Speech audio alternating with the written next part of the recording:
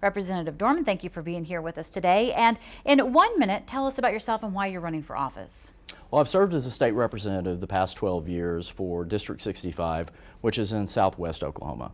I've worked on different programs for education, public safety, issues that are important to Oklahomans all across the state. I'm 44 years old and just have had a strong desire to serve as a public servant going back to my days in high school and working in programs at OSU. All right. You have 4 minutes for these next few questions. The first question, how will you ensure that Oklahoma schools provide a first-rate education to students? We've developed a program called Classrooms First, and it's on my website, joedorman.com. I would encourage people to go look at that. We want to provide the proper funding for per pupil allocations. We are 44th in the nation right now, and that's unacceptable. We also have to eliminate third grade high stakes tests and the end of instruction exams for high school students. I would like to convert over to using the ACT exam to gauge the performance of students and put in the proper funding for remediation and tutoring to allow students to be brought up to the levels of their classmates, and also provide funding to help with special needs programs in schools. All right, second question. What steps will you take to strengthen and grow Oklahoma's economy? We have to work together to look at the different regions across the state because every area of Oklahoma is different than the next.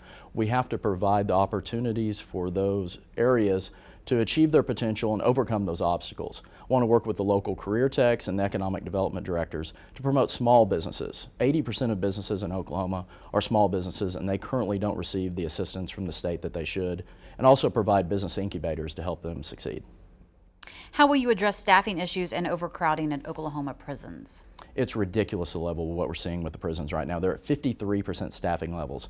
Governor Fallon's legal counsel has said that that's perfectly fine, but it's not. These workers are going to their jobs each day, and it's an unsafe condition, as well as unsafe for those inmates. We've got to do a better job of providing the resources and making sure those workers have a pay raise and a protected pension, so we're providing the best opportunities to recruit. All right. What should the state do to safeguard fair access to quality health care?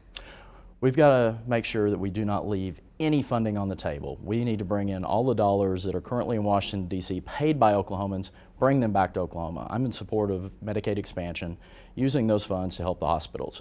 The Oklahoma Hospital Association has said between 12 and 36 hospitals across Oklahoma will shut down if we do not do something to provide that assistance. Above that, we will lose those jobs. It's a $10 billion positive impact on the economy to retain those jobs and provide that quality of life for Oklahomans. We must do a better job and provide opportunities through telemedicine. If elected, what would be your top 2 budget priorities for the next legislative session? Certainly want to look at where we've had shortfalls. We have not provided a pay raise for teachers in 8 years. Many state employees, most state employees have also not had a pay raise. We've got to work to provide those pensions, the proper funding to keep that system stable. We've got to make sure that we take care of our employees and those services provided. The second thing I would like to do is implement performance audits on every single agency, board, and commission to modernize the services, streamline some services, and make sure that we have the proper funding in place. We must do a better job of being accountable. We had a $7.2 billion budget bill this year. The legislators were allowed 2.5 hours to read the bill before it came to a vote. I want to make sure we work year-round on a budget and provide the opportunity to review and do the best job possible. All right. Thank you for being here, and thank you for your time and answering our questions. It's my pleasure.